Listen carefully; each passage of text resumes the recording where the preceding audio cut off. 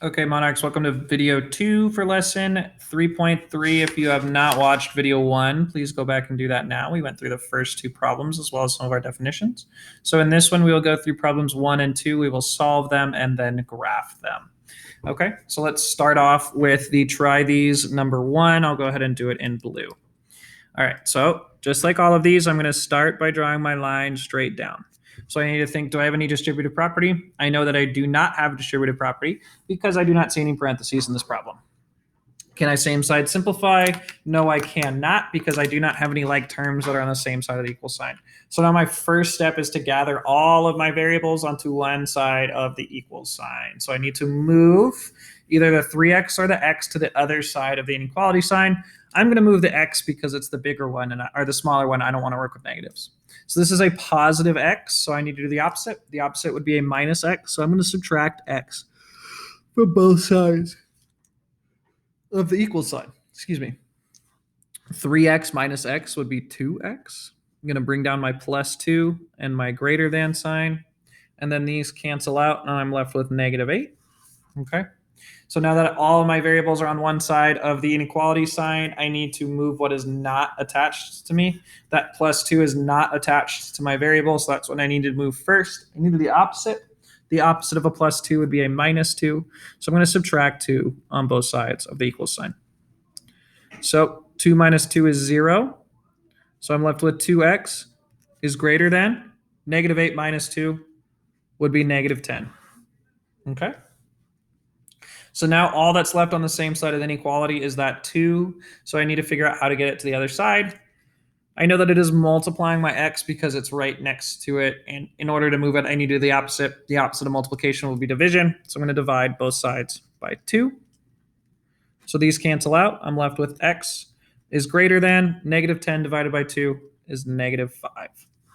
Okay, so we solve this, and now I will graph it. I need to find negative 5 on my number line. It's right here. This does not have the line underneath it. It is not greater than or equal to. It's just greater than. So I know that I'll have an open dot above negative 5. And my arrow, if I drew my tail off, you would see that I need to draw my arrow to the right. Okay. So that is the graph for x is greater than negative 5. Okay, so we just solved the equation and then graphed it. So let's go ahead and try number 2. Number 2, immediately when I look at it, I know I have to do some distributive property, right? I see lots and lots of different parentheses. So I'm going to distribute this 5 into the 4 and then the 5 into the x. And then I'm going to distribute this 3 into the 2 and the 3 into the x. Okay. So the first multiplication problem that I need to complete is this 5 times 4, which is 20.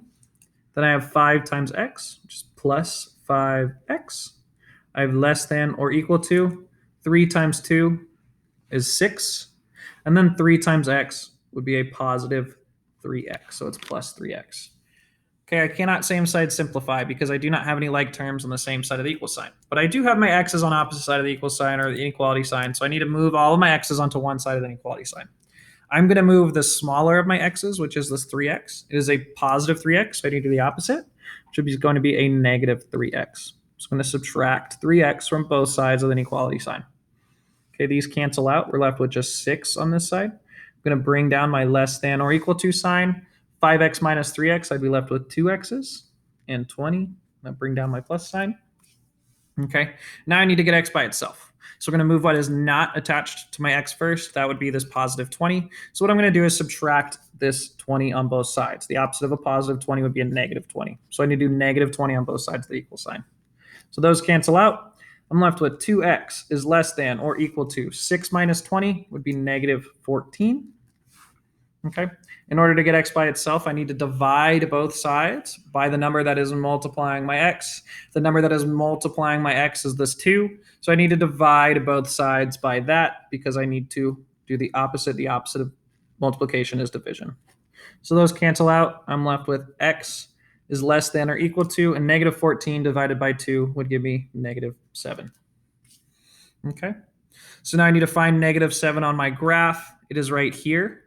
I'm going to go right above it. I'm going to graph in blue. I'm going to go right above it, and I need to determine if I need an open or closed dot.